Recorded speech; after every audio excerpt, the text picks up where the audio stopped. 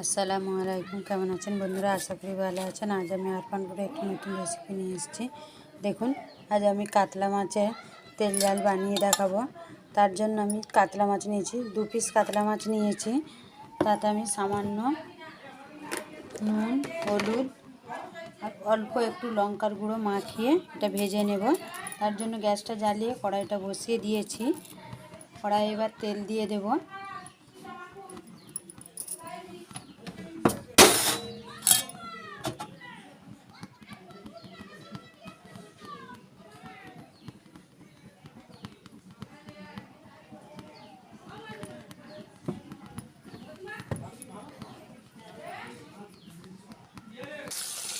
কড়াতে মাছটা দিয়ে দিয়েছি, এবার ভেজে নেব। খুব বেশি ভাজবো না, কড়া করে হালকা ভাজবো। আমি 2 পিস মাছ নিয়েছি, সেই অনুযায়ী সব মশলা দেব। আপনারা মশলাগুলো নিজেদের প্রয়োজন অনুযায়ী দেবেন। মাছ যতটা পরিমাণ নেবেন সেই অনুযায়ী মশলাগুলো দেবেন।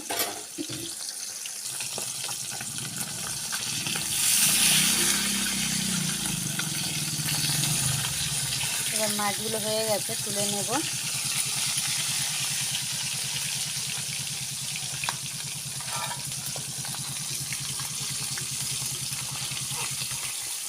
পর্যন্ত ভালো লাগলে বন্ধুরা একটু লাইক করবেন, শেয়ার করবেন। যারা আমার চ্যানেলটা এখনও সাবস্ক্রাইব করেননি করে দেবেন। পাশে থাকা বেল আইকনটি ক্লিক করে দেবেন, যাতে করে কোনো ভিডিও আপলোড করার সাথে সাথে।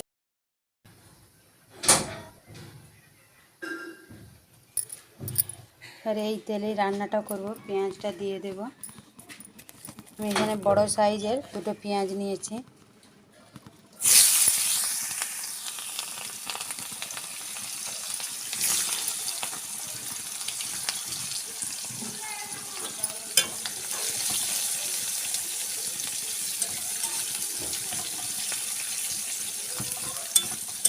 এই রান্নাটাতে পেঁয়াজটা একটু বেশি লাগবে।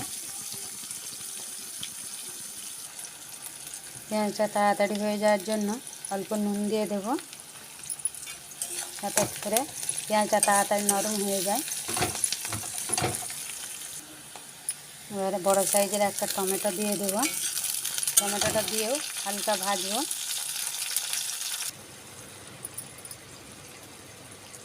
হলুদ গুঁড়ো, নুনটা অল্প দেব। পেঁয়াজে নুন দিয়েছি, মাছ ভাজাতেও নুন দেওয়া আছে।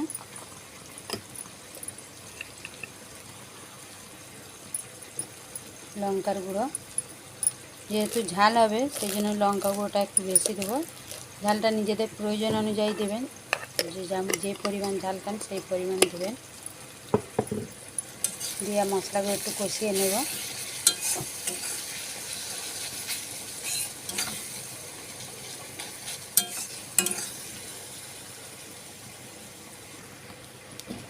মশলাতে অল্প পানি দেব, নইলে মশলাটা পুড়ে যাবে, তেতো হয়ে যাবে।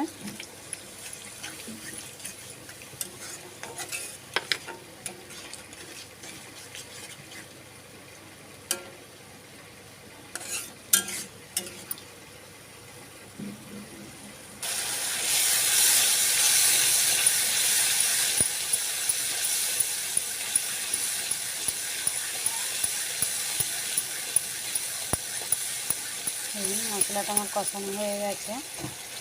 এবার মাছগুলো দিয়ে দেব। এই মাছটা আপনারা কাঁচাও রান্না করতে পারেন, অসুবিধা নেই। কাঁচা রাঁধলেই ভালো হয়, কিন্তু যারা কাঁচা পছন্দ করেন না তারা একটু ভেজে দেবেন।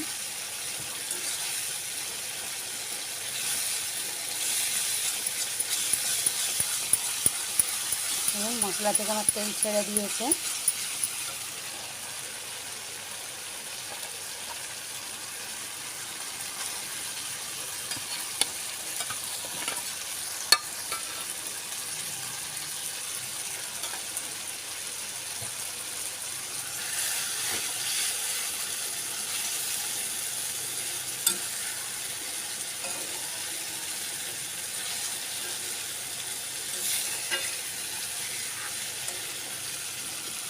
এবার পানি দিয়ে দেবো।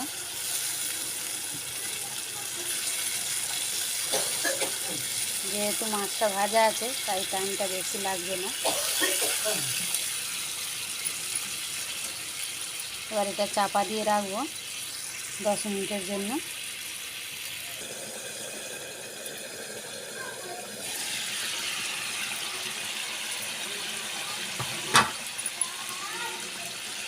এবার 2টো কাঁচা লঙ্কা দিয়ে দেবো,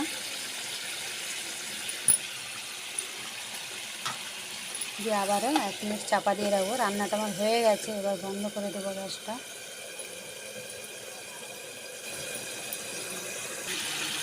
দেখুন রান্নাটা আমার হয়ে গেছে, এবার গ্যাসটা অফ করে দেবো।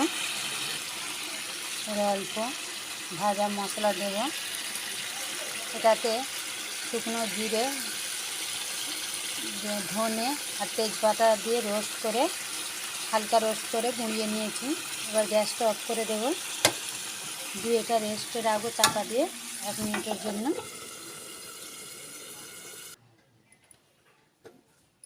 দেখুন রান্নাটা কত সুন্দর হয়েছে। চলুন বন্ধুরা, ফিরে আসবো অন্য কোনো এক নতুন রেসিপি নিয়ে। ততক্ষণ ভালো থাকবেন, সুস্থ থাকবেন।